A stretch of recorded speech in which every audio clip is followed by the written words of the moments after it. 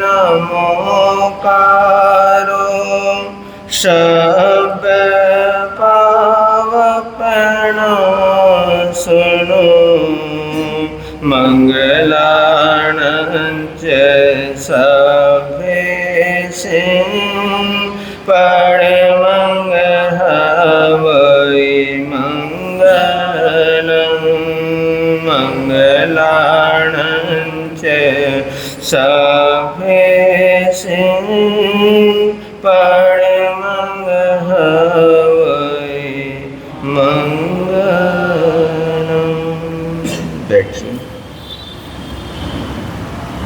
को मेरी वंदना, श्री महावीर प्रभु को मेरी वंदना।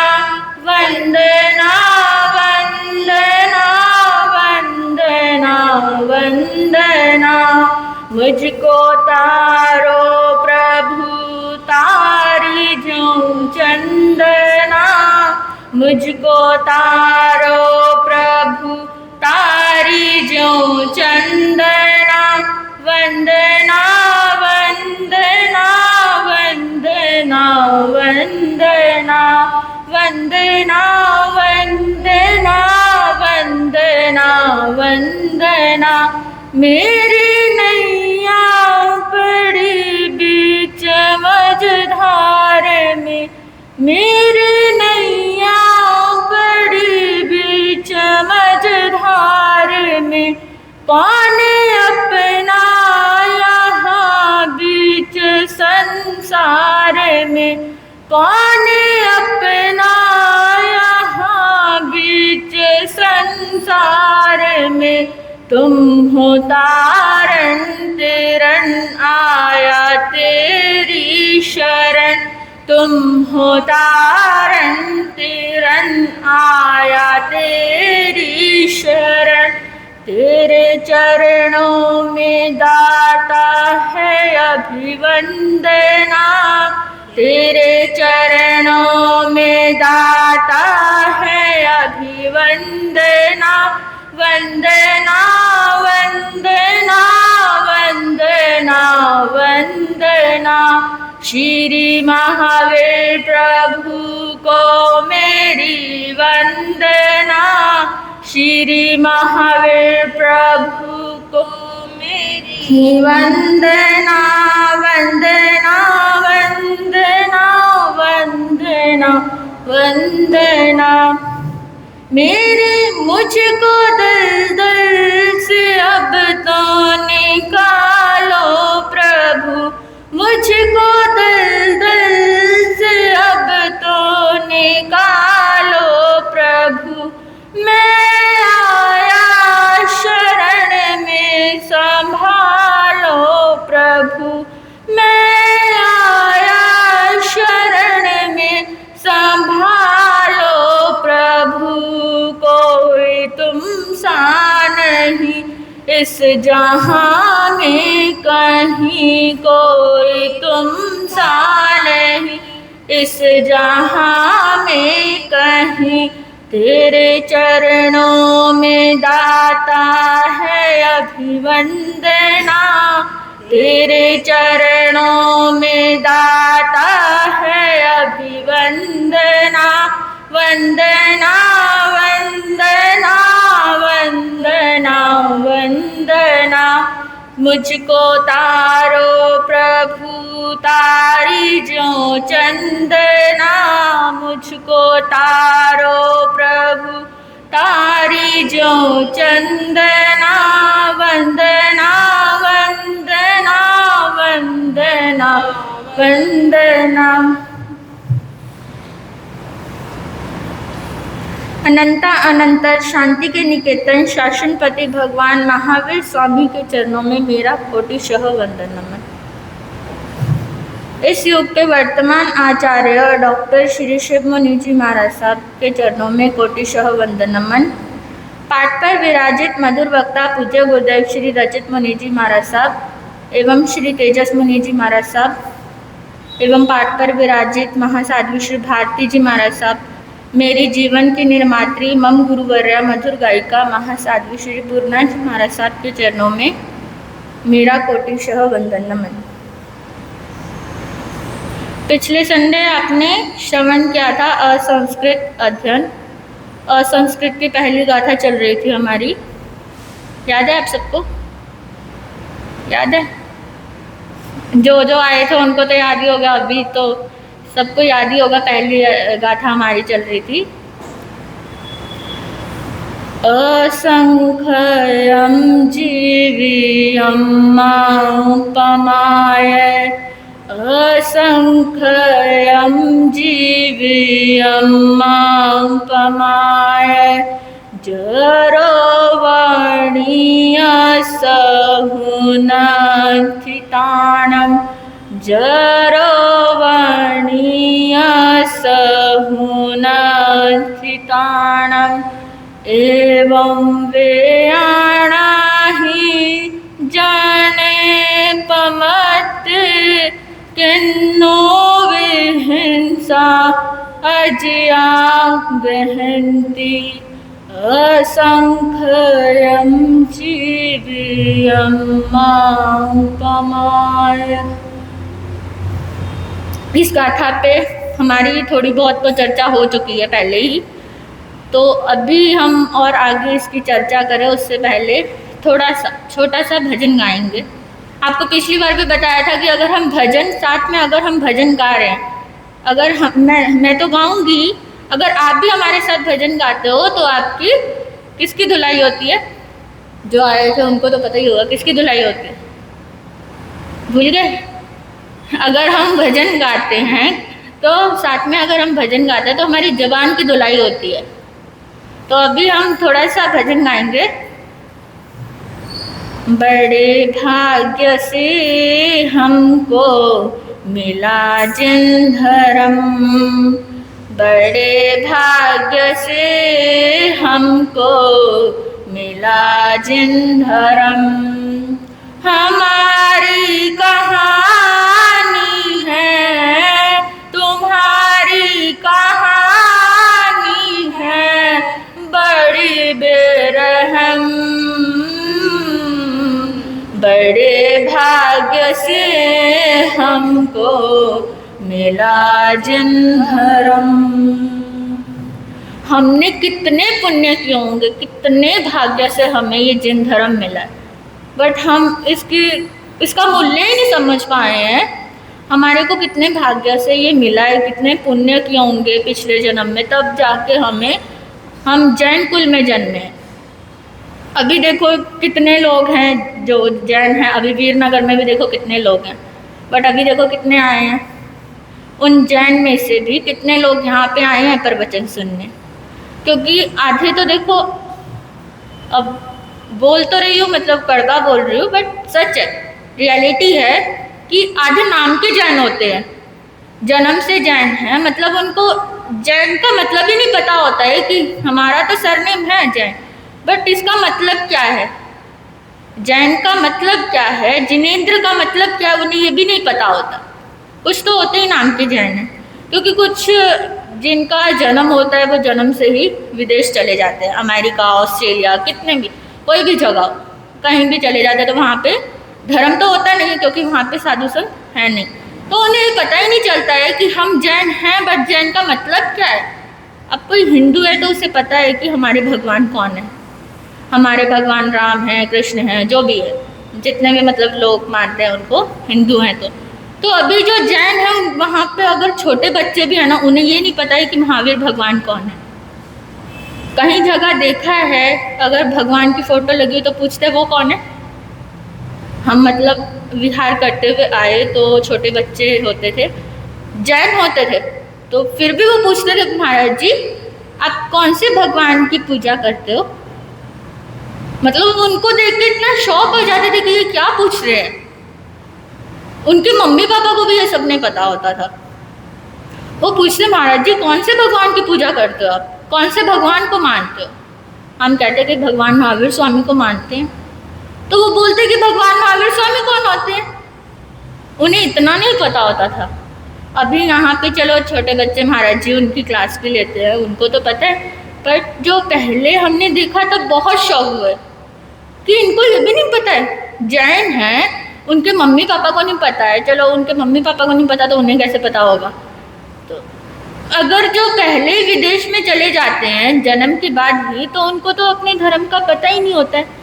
तो सब जैन को मिला के, जो सिर्फ नाम के जैन हैं उन्हें भी मिला के हमारे जैनों की जनसंख्या कितनी होगी?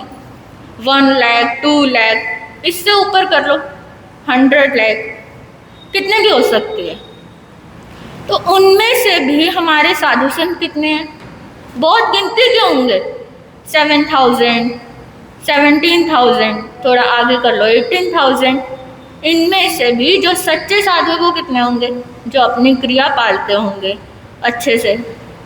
ठीक है, अभी तो हमारे को जैन धर्म मिला बहुत पुण्य से, हमारे मतलब कितने जन्मों का पुण्य होगा कि हमें ये जैन धर्म मिला है, बट हम इसका मूल्य ही नहीं समझते हैं। अभी प्रवचन में भी कोई नहीं आया है, सारी कुर्सियां खाली पड़ी हैं, थोड़े ही लोग आए हैं। तो अभी हम पहले ये देखेंगे, अभी अपनी गाथा पे चर्चा करने से पहले हम ये देखते कि हमारे को जो जैन धर्म मिला है वो कितने पुण्य से मिला है और हम इसका मूल्य नहीं समझते। तो हम मतलब अपने टाइम को निंदा में निकाल देते हैं, किसी की प्रशंसा कर ली, कोई अच्छा करता है तो कभी हम निंदा में निकाल देते हैं अपना टाइम। इवन हमारी भी निंदा करने लग जाते हैं कुछ लोग। ये नहीं है कि आप लोगों की निंदा होती है, कुछ लोग हमारी भी करने लग जाते हैं।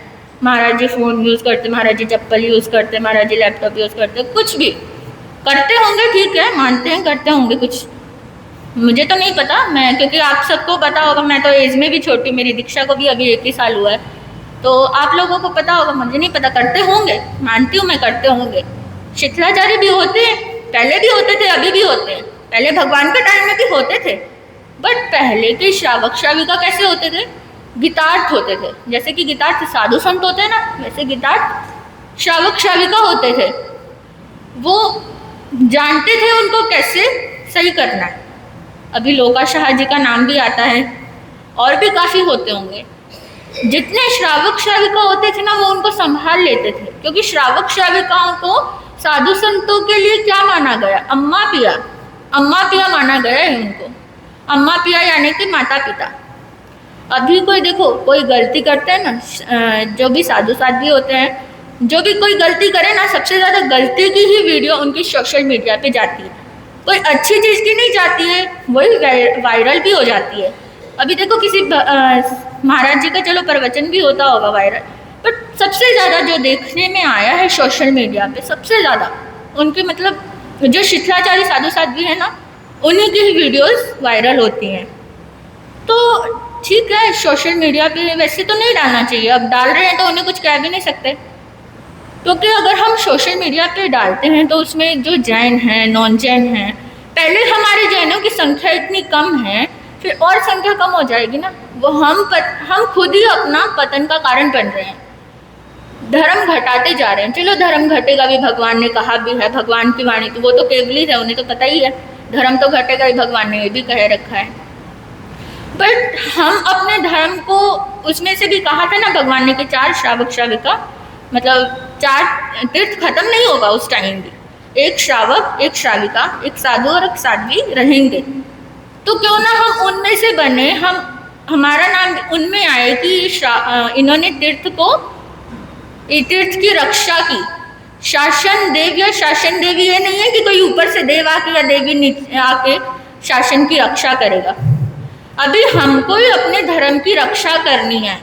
जैसे कि देखो अभी हम सिर्फ भगवान महावीर स्वामी की जन्म जयंती मनाते हैं, और सिख में देखें तो उनके 10 गुरु होते हैं, 10 गुरु होते हैं ना, उनके 10 गुरु होते हैं, तो वो अपने 10 गुरुओं का जन्मदिन कितने धूमधाम से मनाते हैं।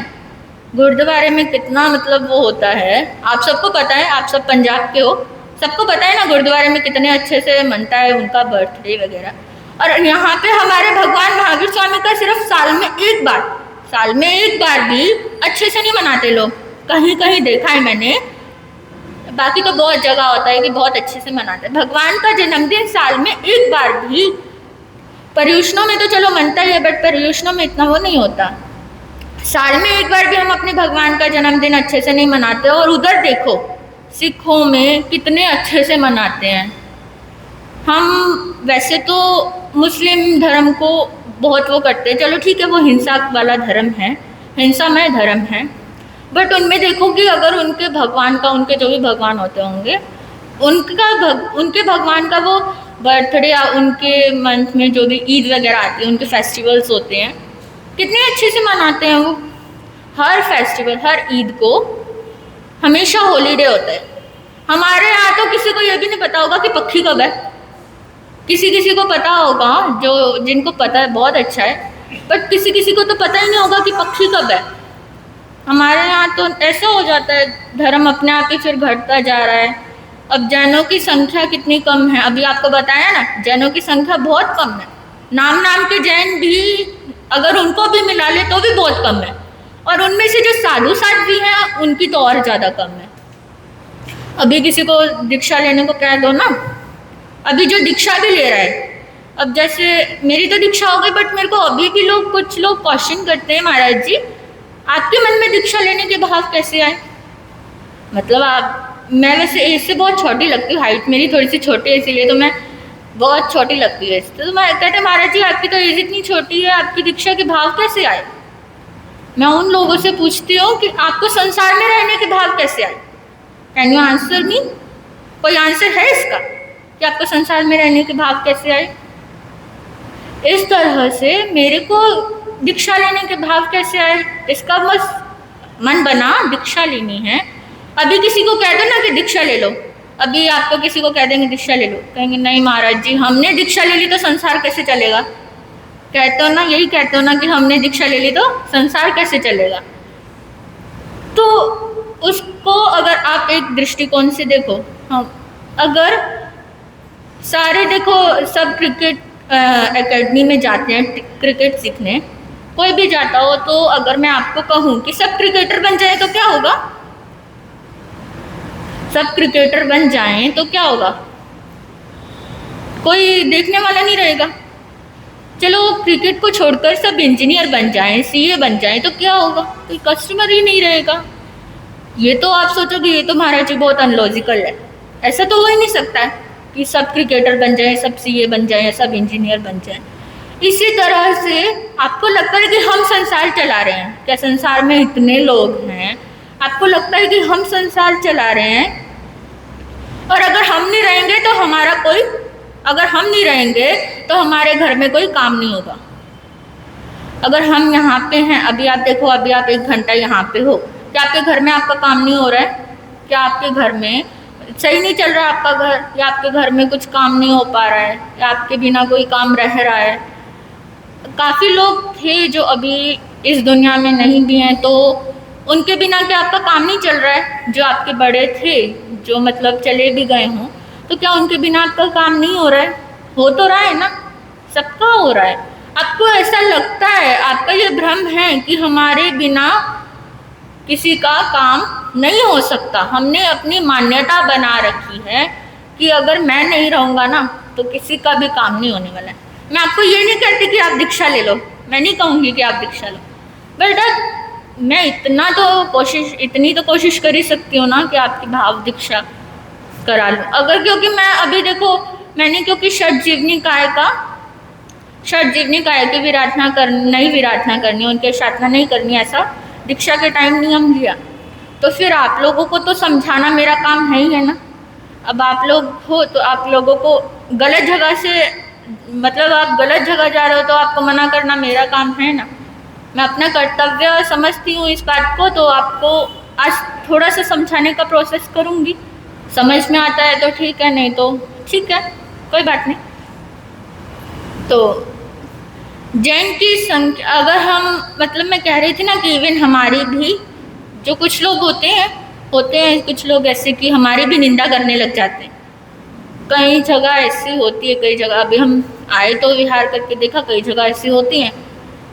काफ़ी लोग कहते हैं ठीक है, होते होंगे शीतलाचारी लोग, आपको बताया ना, अभी भगवान के टाइम में भी होते थे, ऐसा नहीं है कि सिर्फ अभी होते हैं, भगवान के टाइम में भी होते थे। अगर कोई दीक्षा छोड़ के भी चला जाता है तो हम उसको भी कह देते छोटा सा होगा, छोटी सी दीक्षा ली होगी, अलका जी कह देते ना, छोटा सा होगा, दीक्षा ली होगी तो मन में फीलिंग्स आ गई होंगी, वासना आ गई होगी, इसलिए चला गया। बट हम ये नहीं देखते हैं कि जितने भी महापुरुष हुए, रेवंता मुनि हुए, रेवंता मुनि सब सुनते हैं ना पर्युषणों में, अतिमुक्त कुमार, वो हुए, कितनी एज थी उनकी, कितनी एज थी उनकी, कितनी थी अलका जी? आप हर साल सुनते हो पर्युषणों में, कितनी एज थी रेवंता कुमार की? 9 साल के थे ना, छोटे से ही थे ना, उनको भी तो मोक्ष हुआ ना, उनके मन में तो फीलिंग्स नहीं आई ना। कितने भी, जितने भी जो बड़े साधु संत हुए हैं वो छोटे में ही दीक्षा लेते थे, क्योंकि देखो जब छोटे होंगे ना, अभी देखो जिसने थिएटर नहीं देखा उसको थिएटर छोड़ना मुश्किल, या जिसने कभी, जो हमेशा मूवीज देखता है उसको छोड़ना मुश्किल है। किसको छोड़ना मुश्किल है? जिसने कभी देखा ही नहीं है उसको तो इजी होगा ना छोड़ना। तो इसी तरह से जो छोटे बच्चे होते हैं उनका माइंड खाली होता है, उन्होंने देखा ही नहीं होता है अभी इस दुनिया को। अभी कोई बड़ा दीक्षा ले लेना, उसे याद आएगा कि मैं वहाँ गया था घूमने, उसने मुझे ऐसा कहा था, मेरी बहू ने मुझे ऐसा कहा था, मेरी सास ने मुझे ऐसा कहा था, उसने ये कहा, ये वो सब दिमाग में आएगा। अगर आप देखो बिना, कभी 5 मिनट अकेले बैठ के देखना, आज ही ये आप एक्सपेरिमेंट करना, 5 मिनट अकेले बैठना, आपका माइंड खाली रह ही नहीं पाएगा, क्योंकि आपके मन में बातें आती रहेगी, मैंने उसको इतना देना, उससे इतना लेना, उसको मैंने ये कहा था, उसने मुझे ये कहा था, सब माइंड में बातें आएंगी। बट जिसने कभी देखा ही नहीं है, उसके मन में जो उसने कभी देखा ही नहीं, तो उसकी फीलिंग्स कैसे आएगी? अभी देखो जिसने कभी थिएटर देखा ही नहीं है तो उसके मन में तो वैसे थिएटर के जाने के भाव आएंगे नहीं। जिसने नहीं देखा उसको तो छोड़ना ईजी है, और जिसने देखा, तो इसीलिए कहते हैं कि छोटे में दीक्षा लेना ज़्यादा अच्छा है, बड़े में, छोटे में अगर हम दीक्षा लेते हैं तो ज़्यादा बेटर रहता है। अभी हम, कोई छोटा बच्चा दीक्षा ले रहा है, क्या ही पता होगा, हम कह देते हैं क्या पता होगा इसको, ऐसे ले रहा होगा दीक्षा। कोई बड़ा होके दीक्षा ले लो, अब दीक्षा ले रहा है, मम्मी पापा ने पढ़ाया लिखाया, अब उनको उनका वो करने का टाइम आया, उनको संभालने का टाइम आया, तो अब दीक्षा ले रहा है। फिर बेचारा वो थोड़ा सा कमाता है, जॉब करता है, पैसे कमाता है, शादी कर लेता है, तो फिर कहते हैं लो बच्चों को कर लिया, बच्चे हो गए हैं, पत्नी को छोड़ के जाएगा, बच्चों को छोड़ के जाएगा। वो सोचता है चलो बच्चों को बड़ा कर दिया, शादी कर दी, फिर कहते हैं अब क्या करेगा, अब क्या वहाँ पे दूसरे से व्हीलचेयर चलवाएगा, उनको भी तो दिक्कत होगी ना। इसीलिए फिर वो बेचारा, सच में वैराग्य की कोई वय नहीं होती, कोई एज नहीं होती है वैराग्य की। वैराग्य सिर्फ एज के हिसाब से नहीं, आपको वैराग्य से दिक्कत नहीं, आपको एज से दिक्कत नहीं, आपको दीक्षा से दिक्कत है। अभी एज कंफर्म करनी है दीक्षा की, आज हम करें तय, क्योंकि जब भी कोई दीक्षा लेना, मेरे को भी सब कह देते हैं महाराज जी आपने इतनी छोटी एज में दीक्षा कैसे ले ली, इतनी छोटी एज में आपको दीक्षा लेने के भाव कैसे आ गए। मैं जब वैरागन थी, जब मेरी दीक्षा नहीं हुई थी, तब मैंने एक बुक में पढ़ा कि 84 लाख जीवा योनि है, 84 लाख जीवा योनि में से कितने लोग ऐसे हैं जो आते हैं चले जाते हैं, नॉर्मली जीवन होता है, उनका डेली रूटीन चलता रहता है। बहुत लोग होते हैं जो आते हैं चले जाते हैं, बट उसमें से आप स्पेशल बनो, आप स्पेशल बनो, आप स्पेशल हो ये दिखाओ, आप भगवान के द्वारा सिलेक्ट किए गए हो कि ये मेरे पथ पे चलेंगे। अभी भगवान के द्वारा सिलेक्ट किए गए हैं हम। कभी फीलिंग होती है you are choosing by God, लगता है कभी कि हमारे को भगवान ने सिलेक्ट किया है, आपको जिनवाणी सुनने के लिए और हमें सुनाने के लिए भगवान ने सिलेक्ट किया है। कभी आती है फीलिंग ऐसी, क्योंकि यहाँ पे बहुत लोग, भगवान ने सबको चूज किया, क्यों आप डोगी नहीं हो, क्यों आप यहाँ पे बैठे हो, लगता है कभी आपको क्यों आप यहाँ पे बैठे हो, क्यों वो डोगी वहाँ पे है, करने ही लगता है ना किसी को, क्योंकि हमारे को भगवान ने चूज किया है, हमें इतना कोमल बनाया है। उन्हें लगा कि हाँ, ये हमारी जिनवानी सुनेगा और अपने जीवन में इसे उतारेगा भी। इसीलिए भगवान ने हमें चूज किया, इसीलिए हमारे को डॉगी नहीं बनने दिया। हमें जिनवानी सुनने का अवसर मिला, हमें मोक्ष का मार्ग। चलो ठीक है, पंचमारे में मोक्ष नहीं होता, बट 7 वंडर्स होते हैं ना इस दुनिया के, कितने आश्चर्य होते हैं। उन आश्चर्यों में से एक आश्चर्य ये भी हो सकता है कि पंचमारे में कोई मोक्ष गया। चलो ठीक है, नहीं होता इतना कि पंचमारे में मोक्ष नहीं हो सकता, भगवान ने कहा भी है नहीं हो सकता, क्योंकि फिर भगवान की वाणी कभी असत्य नहीं हो सकती, क्योंकि वो केवली थे।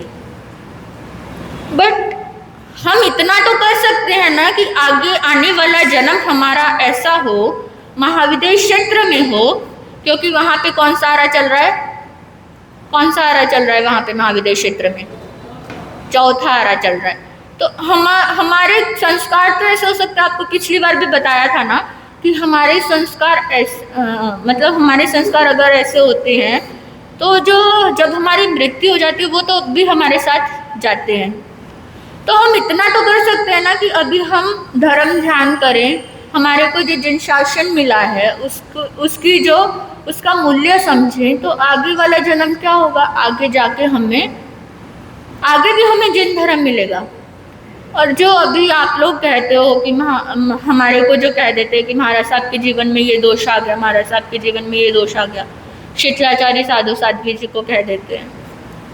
वो जो साधु साध्वी हैं, ठीक है, वो करते होंगे अपने ब्रह्मचार्य में दोष, अपने जो उनके 5 महाव्रत है उसमें दोष लगाते होंगे। उन्हें आगे एक जन्म नहीं, अनंत जन्म तक, जन्म मरण तक उन्हें शासन शब्द नहीं सुनने को मिलेगा।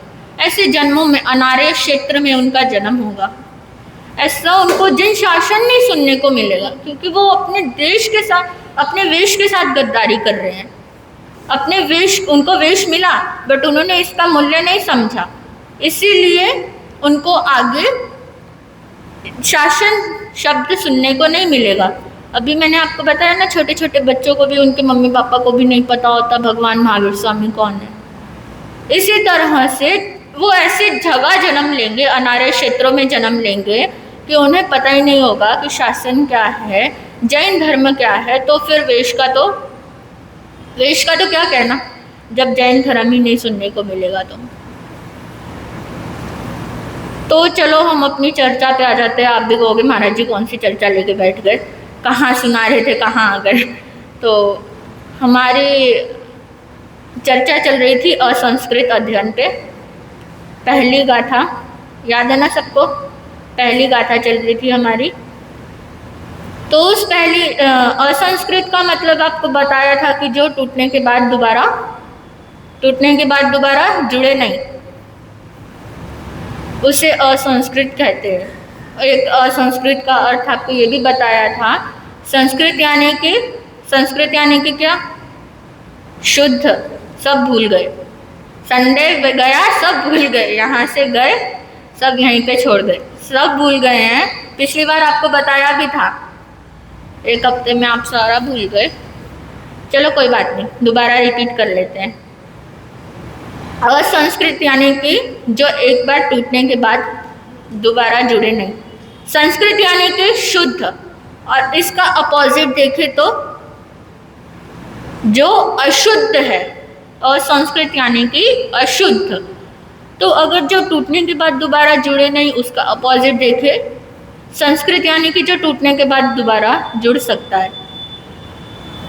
तो असंस्कृत अध्ययन पे हमारी चर्चा चल रही थी। असंख्यम जीवियम मापमाय, हमारा जीवन असंस्कृत है, टूटने के बाद दोबारा जुड़ने वाला नहीं है, अशुद्ध है। तो इस अशुद्ध जीवन को शुद्ध बनाने के लिए मापमाय अर्थात प्रमाद मत करो। प्रमाद हम किसको ले लेते हैं, आलस, नींद, किसी भी चीज़ को ले लेते हैं ना प्रमाद पर, लेकिन प्रमाद का असली अर्थ है पांचों कषाय। पांचों कषाय कौन कौन से 5? क्रोध, मान, माया, लोभ, राग, द्वेष, 5 हो गए ना। तो ये पांचों कषायों को हम कहते हैं प्रमाण। बट हमने अभी तक यही सोच रखा है कि अगर हमारे को नींद आ रही है, हमको हमारा कोई काम करने का मन नहीं कर रहा है, तो हमारे को प्रमाद आ रहा है। लेकिन अगर हम इस पांचों कषायों में हैं तो इसका मतलब भी हम प्रमाद में हैं। तो जब तक हमारा अभी ये शरीर है, तब तक इस शव की जागृति कर लेना। असंस्कृत यानी कि जैसे कि प्रैक्टिकली आपको एग्जाम्पल देते हैं, जैसे कि डाइवोर्स हो जाते हैं। संस्कृत यानी कि उसका एग्जाम्पल जैसे कि डाइवोर्स हो जाते हैं, तो उसके बाद वो जो रिश्ता टूट गया उसको दोबारा जोड़ने वाला तो कोई नहीं है। जो रिश्ता टूटा उसको तो कोई दोबारा जोड़ने वाला नहीं, बट कोई सिचुएशन ऐसी आ भी जाती है कि बच्चों को देखकर दोबारा जोड़ना पड़ता है, तो वो हो गया संस्कृत, क्योंकि वो रिश्ता टूट के दोबारा जुड़ गया। और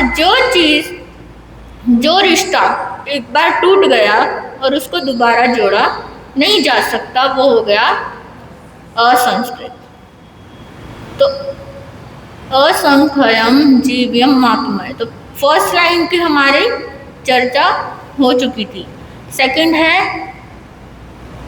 असंख्यम जीव्यम मापमाये जरो वर्णीयस्य हुनद्धि ताणम्। ये जीवन असंस्कृत है। इसके बाद हमारे को टाइम हो चुका है, चलो इसकी चर्चा आगे करेंगे। अभी दूसरी चर्चा में हमारा टाइम चला गया, टाइम का पता ही नहीं लगा। चलो अब पूज्य गुरुदेव कृपा करेंगे इन्हीं भावों के साथ। ओम शांति।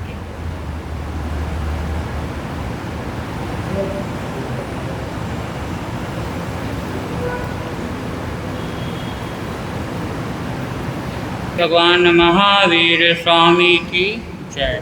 सभी गुरु भगवंतों की जय। डरते रहना जी, कर्म गति है न्यारी, बसना चलता जी, हार गए अब तारी। डरते रहना जी, कर्म गति है न्यारी, कर्म राज है पवन जगत में, जोर यहाँ नहीं चलता। कर्म राज है पवन जगत में, जोर यहाँ नहीं चलता। योगी हो या भोगी कोई, कभी नहीं ये टलता। रोते सारे जी, राजा रंक भिखारी। डरते रहना जी, कर्म गति है न्यारी। राज तिलक का समय निकाला, राम बने बनवासी। राज तिलक का समय निकाला, राम बने बनवासी। हरिचंद्र से दानी राजा, बन गए मरघटवासी।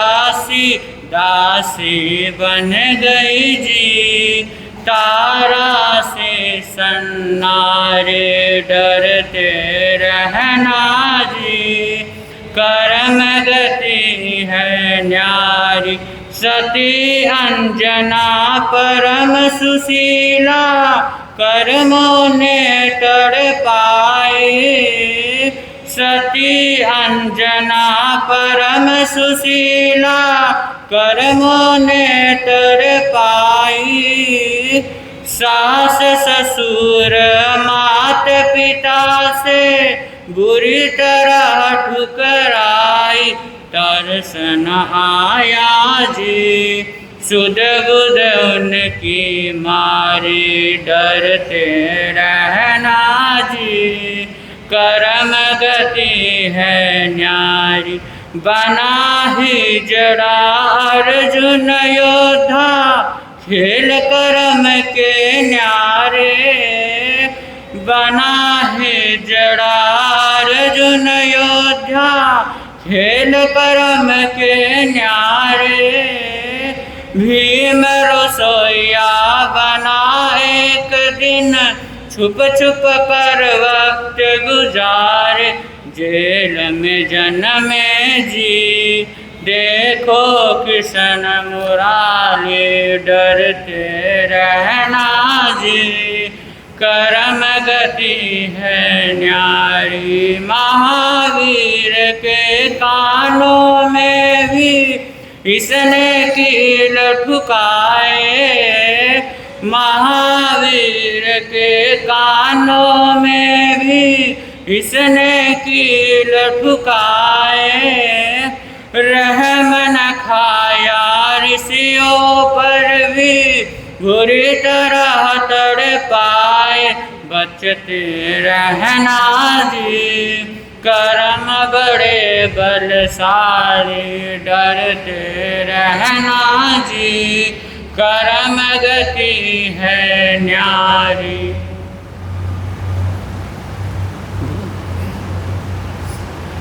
तो इस कर्म को एक कहानी के माध्यम से हम समझेंगे, क्योंकि सब क्या हो गए जी, बोर हो गए हैं, सबके मुंह लटक गए हैं। और जब बोर हो जाते हैं ना, सब इधर उधर देखने लग जाते हैं। इसलिए थोड़ा मज़े के लिए, थोड़ा मन बनाने के लिए तो कहानी सुन लेते हैं। एक सन्यासी थे जो सत्य का उपदेश देते हुए जन कल्याण करने में संलग्न रहते थे। उनके जीवन का एक ही उद्देश्य था कि वो सभी में धर्म संस्कार का सिंचन करें और उन्हें दुनिया का सत्य बताएं। जब भी वे भिक्षा लेने के लिए जाते थे तो घर के द्वार पर अलख निरंजन कहते हुए बोलते थे कि जो करेगा सो भरेगा, बाबा तो रोटी खाएगा। जब भी कोई जिज्ञासु इस सूत्र का रहस्य पूछने के लिए बाबा जी के पास आता था तो बाबा जी बोलते थे कि इस जगत का परम नियम है कि जो हम देते हैं वही हमें मिलता है। जो भी हम देंगे वह अनेक गुना होकर हमें जरूर मिलेगा, चाहे हम अच्छा दे या बुरा दे। जो भी हम दूसरों के लिए सोचते हैं वह हमें मिलने वाला है। सुख देने पर सुख मिलता है और दुख देने पर दुख। अर्थात जैसा करोगे वैसा पाओगे। जो भी यह सूत्र को सुनता है और सुनकर जीवन में उतारता है उसे जिंदगी का सत्य मिल जाता है, उसका जीवन स्वर्ग बन जाता है। बाबा जी का यह अद्भुत सूत्र एक बहन को रास नहीं आया। जिस प्रकार सूर्य का प्रकाश उल्लू को नहीं भाता, वैसे ही सत्य सभी को कहाँ अच्छा लगता है। इसलिए वो बहन मानी ही मन सोचा कि यह सन्यासी का यह सूत्र 100% गलत है और मैं गलत साबित करके रहूँगी, क्योंकि संसार में तो यह देखा जाता है कि अपराध कोई और करता है और सजा किसी और को मिलती है। भूल तो डॉक्टर करता है पर मरता तो मरीज है। और यहाँ तक कि अपने शरीर को ही देख लो कि गलतियाँ तो जीभ करती है पर दुखता तो पेट है। देखने में आंखें भूल करती है पर कांटा तो पैर को चुभता है। इसलिए सन्यासी का यह सूत्र 100% गलत है, झूठा है। ऐसे झूठे और अधार्मिक लोग इस पृथ्वी पर क्या है जी, भार है। और ऐसे दुष्ट को मार देने में मुझे कोई पाप नहीं लगेगा। ऐसे कुछ सोच विचार कर उसने दूसरे दिन 4 जहरीले लड्डू बनाए और सन्यासी जी की प्रतीक्षा करने लगी। सन्यासी जी द्वार पर आते ही उसने वो 4 लड्डू सन्यासी के पात्र पर डाल दिए। सहज भाव से भिक्षा लेकर सन्यासी जी कहाँ पहुँचे? अपनी कुटिया पर पहुँचे। संध्या का समय हो रहा था। विशेष भूख न होने के कारण बाबा जी ने सोचा कि कल खा लूँगा और फिर प्रभु भक्ति में पूजा पाठ में लीन हो गए। पूजा पाठ पूरा करके बाबा जी क्या हो गए जी, सो गए। आधी रात को किसी ने कुटिया का दरवाज़ा खटखटाया। बाबा जी ने दरवाज़ा खोला तो देखा कि सामने एक नौजवान युवक खड़ा है। उस नौजवान युवक ने कहा कि बाबा जी, मैं आपकी कुटिया में रात्रिवास करना चाहता हूँ। मुझे शहर से आते हुए देरी हो गई, क्योंकि जो गाड़ी 6 बजे पहुँचनी थी वह 12 बजे पहुँची है। स्टेशन में कोई साधन ना होने के कारण सामने आपकी कुटिया देखा और चला आया।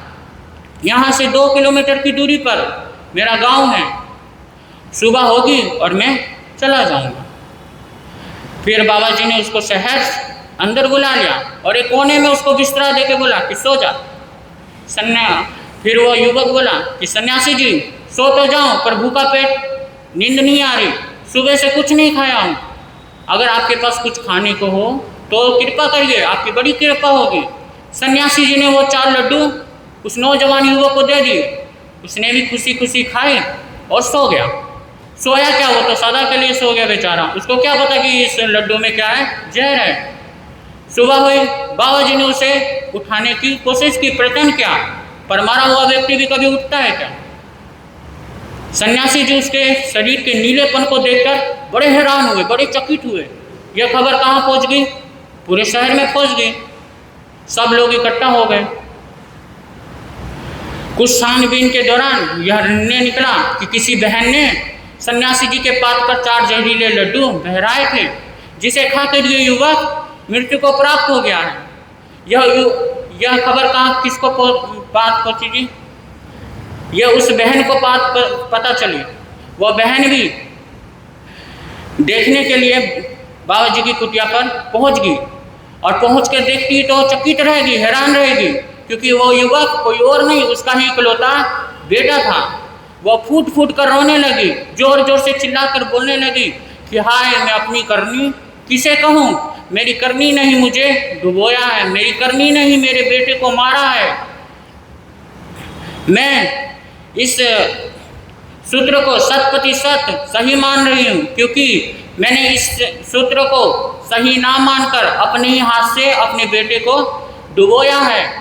यह सुनकर सभी लोग क्या हो गए जी? चकित रह गए। जैन दर्शन का प्रमुख सिद्धांत क्या है? हाँ जी, कर्मवाद भी यही कहता है कि किसी के बारे में बुरा सोचो मत और किसी के बुरा करो मत। दूसरों का बुरा सोचने वाला और दूसरों का बुरा करने वाला खुद ही खोदी हुई गड्ढे में गिर जाता है, अर्थात जैसा करोगे वैसा पाओगे। और इन्हीं शब्दों के साथ ओम शांति।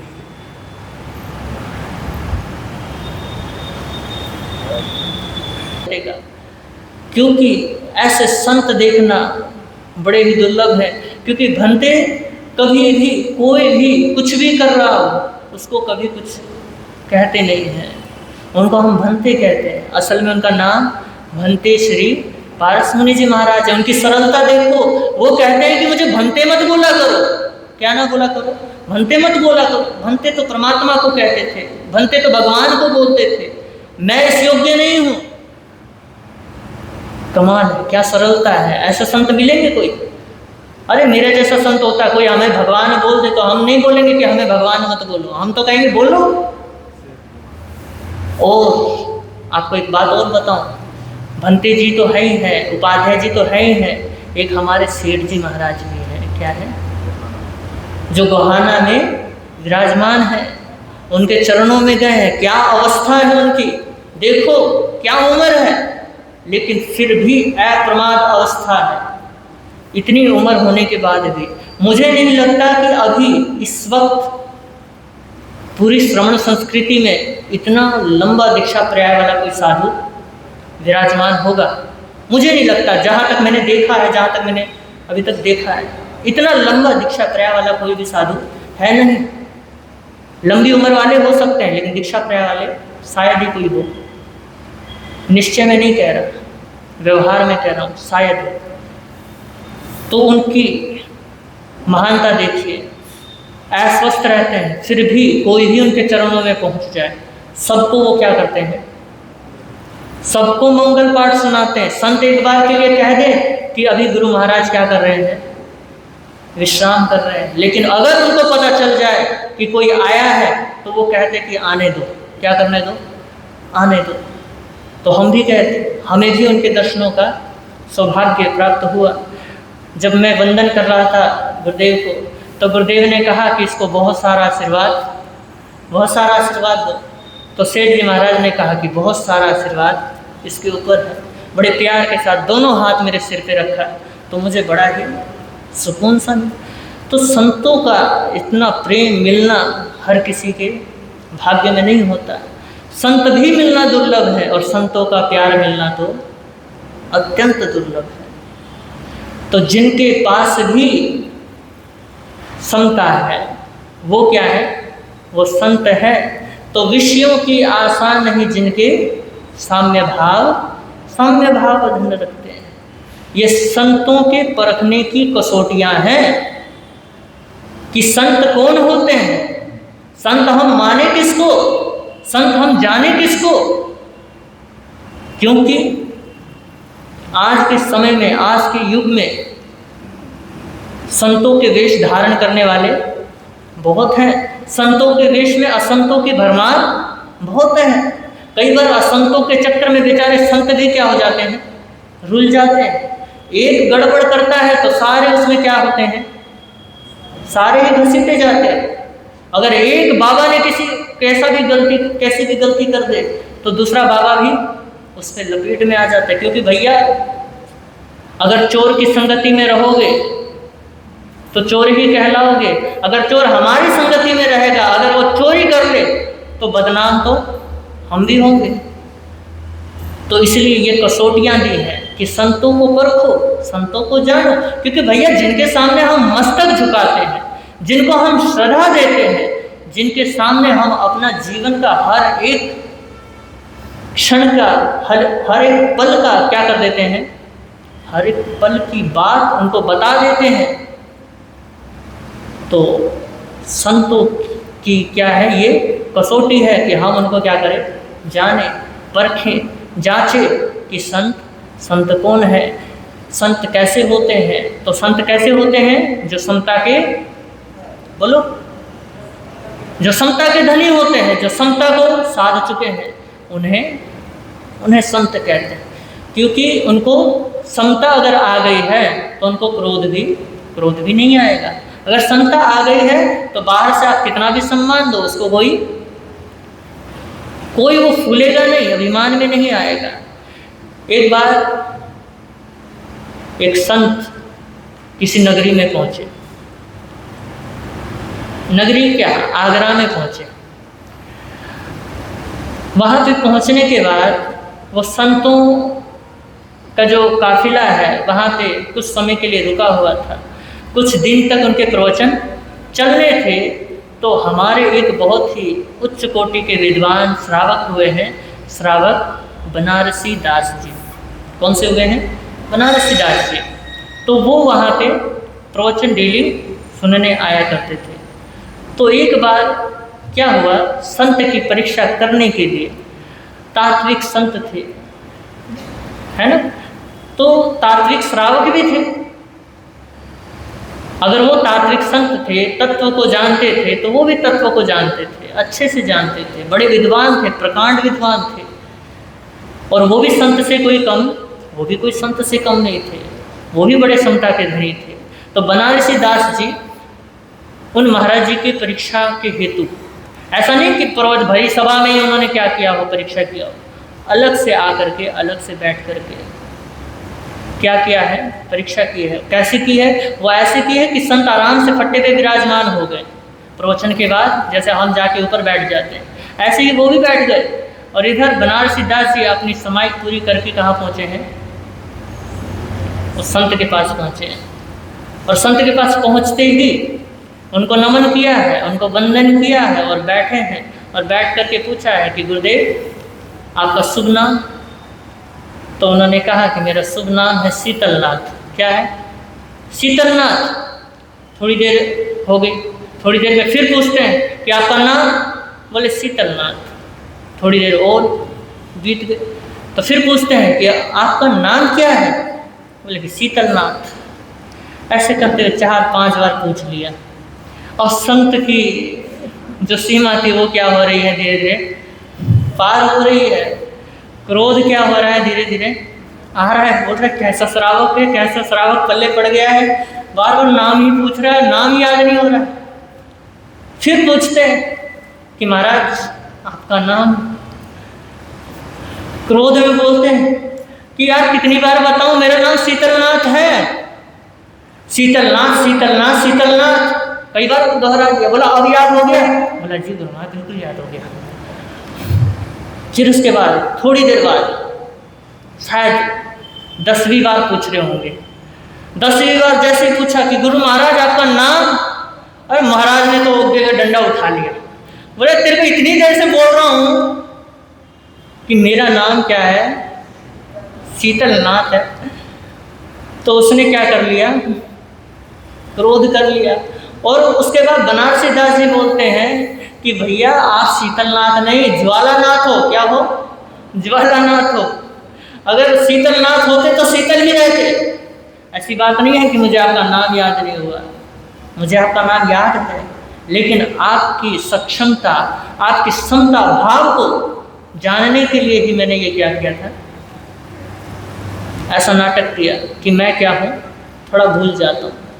तो संत ने जब ये सुना तो वो भी बड़े पश्चाताप से भर गए कि कमाल है, मैं इतना सा भी सहन नहीं कर पाया। अरे सिर्फ नाम ही तो पूछा था और उस नाम के चक्कर में ही मैं क्या कर बैठा? क्रोध कर बैठा। तो संत किसी भी परिस्थिति में क्या नहीं होते? दुखी नहीं होते हैं। वो समता के धनी होते हैं। जिस मुख से क्रोध की ज्वाला भड़कती हो, जिस मुख से क्रोध की ज्वाला निकलती हो, वो संत तो हो ही नहीं सकता। जो आपको उल्टा सीधा कहता हो, है ना, अगर आपने कुछ अपमानजनक बात कह दी, कुछ ऐसी बात कह दी कि महाराज को अच्छा नहीं लगा, और महाराज ने क्रोध में आके क्या कर दिया आपको? बोलो, आपको उल्टा सीधा कह दिया। पता नहीं कैसे लोग हैं, जो भी होता है उल्टा सीधा सब कुछ कह देते हैं कि पता नहीं कैसे लोग होते हैं, हमारी बात ही नहीं समझते। तो इस तरीके से जो भी उल्टा सीधा शब्द होता है बोल डालते हैं। तो संत कभी भी उल्टा सीधे शब्दों का प्रयोग नहीं करता है। वो समता का धनी होता है, इसलिए वो प्रयोग नहीं करता है। अगर समता का क्या नहीं होगा, समता का साधना का धनी नहीं होगा, तो वो उल्टा सीधे शब्द का प्रयोग करेगा। तो हम इतना समझे कि संतों के मुख से क्या निकलता है? संतों के मुख से अमृत ही झरता है। वो सदैव हमें अमृत ही लुटाते हैं। संत क्या है? अमृत के द्वार है। उस द्वार पे जाओगे तो अमृत ही मिलने वाला है। चाहे सामने आप उसकी पूजा करो, चाहे आप उसका अपमान करो। अगर आप घी के घड़े पे जा करके उसको गालियां दो कि तू कुत्ता है, कमीना है, जो भी गालियां हो सकती हैं, गंदे से गंदे, है ना, सारी गालियां दे दो, और घड़ा उसको उठा करके देखो, घी तो वैसा का वैसा ही रहने वाला है। फिर उसको बंद कर दो, फिर उसके बाद उसके प्रशंसा के पुल बांध दो, है ना, फिर उसके बाद ढक्कन उठा के देख लो, फिर भी घी वैसे का वैसे ही रहने वाला है, उसमें कोई फर्क नहीं पड़ने वाला है। तो ऐसे ही संत अमृत के द्वार हैं। चाहे तुम सामने से उनकी पूजा करो, चाहे अपमान करो। तो देखिए, एक बार क्या हुआ, महात्मा कबीर, बस अपनी ये कहानी पूरी करके अपनी बात पूरी करूँगा। महात्मा कबीर स्नान के लिए नदी की ओर जा रहे थे। काशी में विराजमान थे, और इधर उनके दर्शन के इच्छुक, क्योंकि आप भी तो दर्शन के इच्छुक होते हैं और दूर दूर तक क्या करते हो, गुरु भगवंतों के दर्शन करने के लिए जाते हो। तो उनके दर्शन के इच्छुक कई भक्त क्या हुए थे, काशी में आए हुए थे। तो उन्होंने सोचा कि हम महात्मा कबीर के दर्शन करें, उससे पूर्व स्नान कर लेना चाहिए, क्योंकि बड़े पहुँचे हुए संत हैं, उनके सामने गंदे शरीर होकर के या मैले शरीर से नहीं जाना चाहिए। तो उन्होंने सोचा स्नान कर लेते हैं, और पहुँच गए स्नान करने के लिए। कहाँ पे? नदी के पास। और संयोग की बात है कि कबीर जी भी स्नान करने के लिए वहीं पहुँचे हुए। बेचारे कबीर जी के सिर पे तो क्या है, तो कोई बाल नहीं है, बेचारे क्या हैं, बेचारे टकले हैं, गंजे हैं, और कपड़े क्या हैं, बड़े मैले कुचेले हैं, फटे हुए हैं। तो उन युवकों की, उन भक्तों की क्या पड़ गई, नज़र पड़ गई। कबीर के भक्तों की नज़र पड़ गई उस व्यक्ति पे। किस पे? कबीर पे ही पड़ गई। और सोचने लगे, उनके अंदर उपहास जगा कि इसके साथ कुछ क्या किया जाए, मजाक किया जाए। पहुंच गए, कबीर को चारों तरफ से घेर लिया। एक ने क्या कर लिया, टपली बजा दी। टपली बजाना समझते हो ना, बजा दी। और कबीर जी क्या होने लगे, देखने लगे, और युवक हंसने लगे तो वो भी हंसने लगे, और इतने हंसे कि वो सोचे पता नहीं हम हंस रहे हैं, हमारा तो कारण समझ आता है कि हमने उपहास किया, लेकिन ये बंदा क्यों हंस रहा है। उसी वक्त कबीर के कुछ भक्त उनको आकर के क्या करने लगे, नमन करने लगे। और ये देख करके वो समझ गए, उनको समझने में देरी नहीं लगी कि जिनका हमने उपहास किया है, जिनका हमने मजाक उड़ाया है, वो और कोई नहीं, स्वयं कौन है, कबीर है। बड़े पश्चाताप से डूब गए और क्या करने लगे, दंडवत प्रणाम कर उनको उनसे क्षमा याचना करने लगे। बोलने लगे कि प्रभु क्षमा करें, हमने आपसे क्या किया है, उपहास किया है। तो उन्होंने ज़्यादा कुछ जवाब नहीं दिया, उन्होंने सिर्फ इतना कहा कि तुमने कभी घड़ा खरीदा है। उन्होंने कहा कि हाँ, हमने तो बहुत घड़े खरीदे हैं, जब भी गर्मी का मौसम आता है हम घड़ा खरीदते हैं, क्योंकि घड़े का पानी क्या होता है जी, शीतल होता है। और अगर स्वस्थ रहना है ना तो घड़े का पानी पिया करो, फ्रिज का पानी नहीं। फ्रिज का पानी पियोगे तो अस्वस्थ रहोगे, तो इसलिए घड़े का पानी पिया करो, स्वस्थ रहोगे। तो उन्होंने कहा कि गर्मी का मौसम आता है तो हम हर बार क्या करते हैं, हर बार ही घड़ा खरीदते हैं। तो उन्होंने कहा कि जब खरीदते हो तो कैसे खरीदते हो, घड़े वाले की दुकान के पास जाते हो तो कैसे खरीदते हो। बोला कि हम तो उसको ठोक बजा के लेते हैं। बोला ठोक बजा के लेते हो, पक्की बात है। बोला हाँ। बोले कि जब 4 पैसे के घड़े को तुम ठोक बजा करके लेते हो तो तुम अपने गुरु को भी तो ठोक बजा करके देख सकते हो, तो तुमने मुझे ठोक बजा करके देख लिया तो इसमें कौन सी बड़ी बात है। तो कोई डरने की बात नहीं है। देखो कबीर ने कितनी आसान तरीके से रास्ता क्या कर दिया है, रास्ता निकाल दिया। अगर मेरे जैसा कोई संत होता तो शायद ही उस बात को सहन कर पाता। एकदम से क्रोध कर बैठता, अरे तेरे शर्म नहीं आती, संत के साथ क्या कर रहा है, उपहास कर रहा है। तो हम सभी साधक हैं, किसके, समत्व भाव के। उसको साधना है, जब हम उसको साधेंगे तब हम असली संत, तभी हम असली संत कहलाएंगे। अभी तक हम साधु हैं, बाद में कहने में तो सारे शब्द क्या हैं, पर्यायवाची हैं, लेकिन इनका अर्थ जो है बड़ा ही गहन है। साधु के बाद जो स्टेज आती है वो संत की आती है, और संत के बाद अगर कोई स्टेज आती है तो वो अरिहंत की आती है। क्योंकि देख लो, संत उसमें भी अंत आ रहा है, अरिहंत उसमें भी अंत आ रहा है। दोनों ही अंत करने वाले हैं, किसके, कषायों के। राग द्वेष को खत्म करने वाले हैं, 4 कषायों को अंत करने वाले हैं। तो संत, तो हम सभी साधक हैं, आप भी हो सकते हो, आप भी गृहस्थ हो करके संत हो सकते हो। तो हमने आज के विषय में और कल के विषय में और परसों के विषय में, है ना, 3 दिन से यही चर्चा चल रही है कि संत कौन होता है, प्रथम गुण कौन सा है। जल्दी से बोलो, बात खत्म करनी है ना, बोलो। संत का प्रथम गुण कौन सा है कि वो अनासक्त होता है। क्या होता है, अनासक्त होता है, विषयों से परे होता है, विषयों से मुक्त होता है।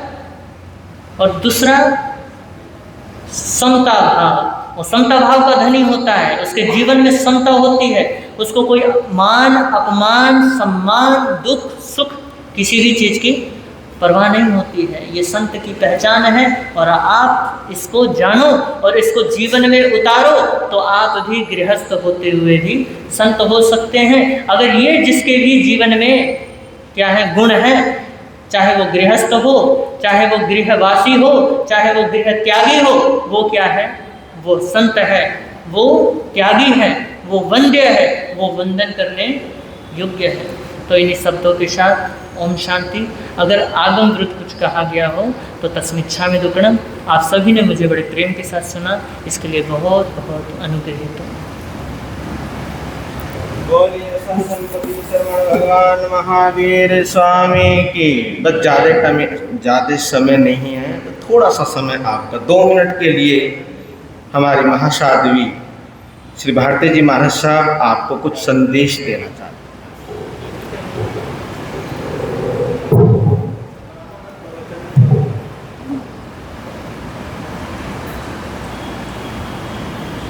मैं कोई कथा करने के लिए नहीं बैठी हूँ, केवल वीर नगर वालों से एक बात कहना चाहती हूँ। मेरे मन में आया कि डगर में मोक्ष की डगर का, डगर में मोक्ष की डगर का, सबर में स्वभाव में सबर का और सभी क्षेत्रों में वीर नगर का बड़ा महत्व है। देखिए यहाँ पर चौमुखी जाप चल रहा है और मैं आपसे ये पूछना चाहती हूँ कि किसको अपने नवकार मंत्र पर अटूट श्रद्धा है, हाथ खड़ा कर लीजिए। किसको अटूट श्रद्धा है, हाथ खड़ा कर लीजिए। और किसको श्रद्धा नहीं है वो भी हाथ खड़ा कर लीजिए। कौन करेगा? किसको श्रद्धा नहीं है? देखिए इस नवकार मंत्र से नरक के बंधन, त्रियंच गति के बंधन कर जाते हैं।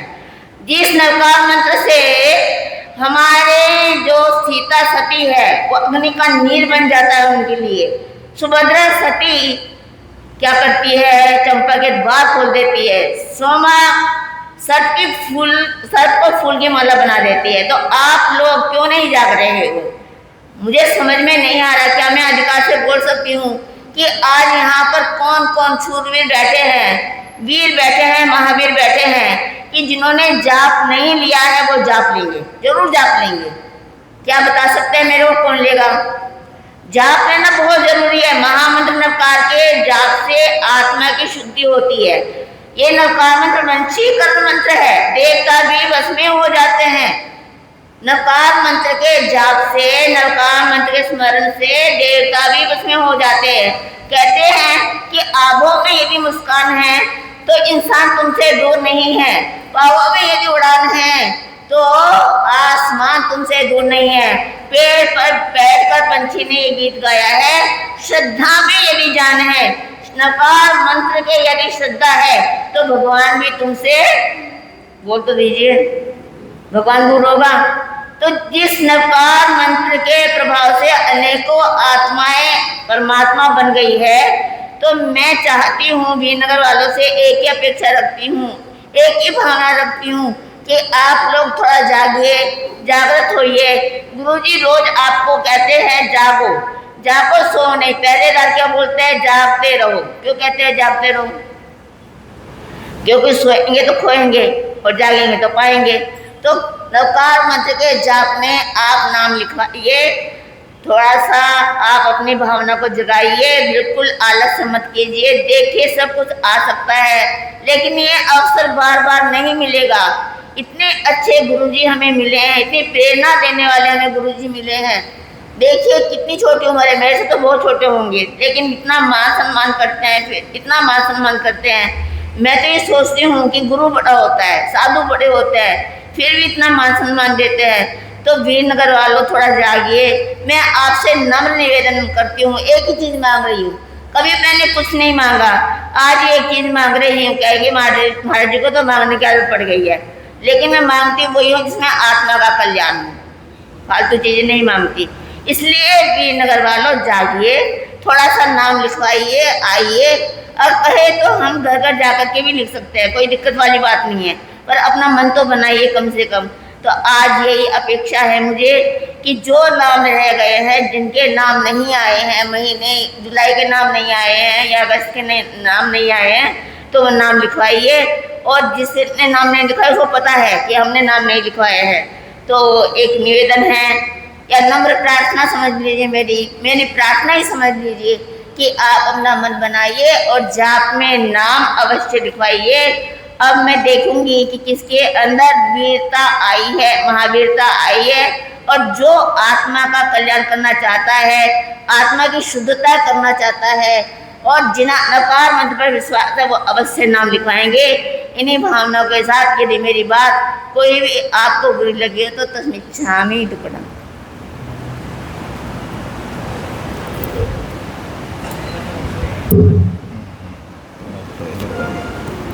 ऊपर कर। एक बार बोलते मैं चाहती हूँ क्या वो हो रहा है, उसमें है ना, मैंने सुना है, क्योंकि मैं आ नहीं पा रही हूँ कि बहुत लोग आ रहे हैं। अरे नवकार मंत्र की जाप में एक महीना निकाल सकते हैं, सारे कार्य भी इतना टाइम करते हैं। तो ये भी प्रार्थना है कि सबको आपको नवकार मंत्र में आना है, जाप में आना है, तो जाप में अपना योगदान करना है। ठीक है। बोलिए शासनपति श्रवण भगवान महावीर स्वामी की। सबसे पहले आप सभी और आप सभी के सौभाग्य को नमन करता हूँ और यहाँ आने के लिए आप सभी का धन्यवाद, आप सभी को साधुवाद देता हूँ। सबसे पहले साध्वी जानवी जी महाराज साहब, क्योंकि हमने एक समय रखा हुआ है रविवार का, है ना, रविवार का समय रखा है, क्योंकि देखिए हर किसी के अंदर क्या है, योग्यता है। क्या है? योग्यता है। और हर किसी की योग्यता का हमारे को क्या करना चाहिए? सम्मान करना चाहिए, सत्कार करना चाहिए। तो जानवी जी महाराज ने असंख्य जीवियम मापमाए कि जीवन अगर एक बार टूट गया तो दोबारा जुड़ता नहीं है। असंख्यम जीवियम मापमाए का हमारे को बड़े ही सुंदर तरीके से क्या दिया, सुंदर तरीके से संदेश दिया कि परमार्थ मत करो, आलस्य मत करो। और दूसरी तरफ प्रीत मुनि जी, है ना, प्रीत मुनि जी ने दूसरी बार दीक्षा इनकी 2 फरवरी को हुई। अभी 2025 में 2 फरवरी को श्रीनगर के अंदर दीक्षा हुई, तो शायद इन्होंने दूसरी बार बोला है। और आपके यहाँ पर भी इन्होंने बोला है कर्मवाद के ऊपर। किसके ऊपर? कर्मवाद, कि जो जैसा करेंगे वैसा वैसा पाएंगे। बहुत अच्छा। और तेजस्वी जी महाराज की तो चली रही है, विषयों की आशा नहीं जिनको साम्य भाव धन रखते हैं। संत कैसे होते हैं, मुनि कैसे होते हैं, साधु कैसे होते हैं, साधु की क्या परिभाषा है, मुनि की क्या परिभाषा है, संत की क्या परिभाषा है। बड़े ही सुंदर तरीके से आप लोगों को क्या किया है, आप लोगों को सुनाया है। और आपने इतनी देर तक सुना, उसके लिए आप सभी का क्या है, आप सभी का धन्यवाद है। तो आप लोगों को ज़्यादा ना कुछ कहते हुए, ज़्यादा ना बिठाते हुए, तो आज का मैं नियम आपको दे रहा हूँ कि आपने आज एक काम करना है कि जब सभी कार्यों से निवृत्त हो जाओ, शाम के वक्त सभी कार्यों से निवृत्त हो जाए। चलो ये तो छोड़िए, दूसरा पक्षखान देता हूँ मैं आपको कि यहाँ पर दिन प्रतिदिन क्या चल रहा है, चौमुखी जाप चल रहा है। तो आज आपने क्या करना है, चौमुखी जाप में आने के लिए क्या करना है, आपने प्रेरणा देनी है। क्या देनी है? प्रेरणा देनी है। भाइयों के लिए भी बोल रहा हूँ, बहनों के लिए भी बोल रहा हूँ कि एक भाई दो जनों को क्या दे, जाप में आने की प्रेरणा दे। एक बहन 2 जनों को आने के लिए प्रेरणा करे कि जाप चल रहा है, जाप में सभी ने क्या करना है, आना है। लेकिन ऐसे मत करना कि प्रेरणा के चक्कर में खुद भी रह जाओ, ऐसा मत करना। आपने खुद भी आना है और दूसरों को प्रेरणा भी देनी है। पक्षखान नीचे पाणम वो श्रामी। तो बहुत अच्छा। और आज का एकाशन का पचखंड स्नपस्न अनर्थण भवगण से सगण देव के सर्फ पाणम वो श्रामी। और किसी का व्यासना। और आज का जो आइम्बिल है, आज का आइम्बिल है श्री अमित जी 121। अमित जी, हाँ जी, आइम्बिलम पचखंड मसन पस्न खमन अनर्थण भवगण से सगण देव के सर्फ पाणम वो श्रामी। कल का आइम्बिल रहेगा मालती जी 79 नंबर, मालती जी का कल का उनका आइम्बिल रहेगा। तपस्या करने वालों को, हाँ, आगे के भाव रखने वालों को, बहुत अच्छा, अति उत्तम। और आज का जो जाप है, आज के जाप का लाभार्थी परिवार हैं श्री विपिन जैन और श्रीमती अलका जैन, महिला जैन स्थानक अध्यक्षा, और श्री पुलकित जैन, श्रीमती हिना जैन, वो आते जाए।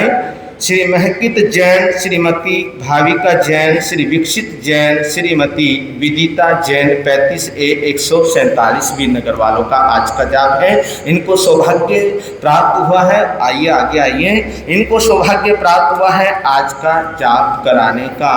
तो ऐसे सौभाग्यशाली परिवार का मैं अपने हाथों से सम्मान करना चाहूँगा, सत्कार करना चाहूँगा, क्योंकि ये जो पंच प्रवेष्टि भगवान का जो जाप कराने जा रहे हैं ये सौभाग्यशाली परिवार है। आप भी आगे आए और आप भी ज़्यादा से ज़्यादा जाप में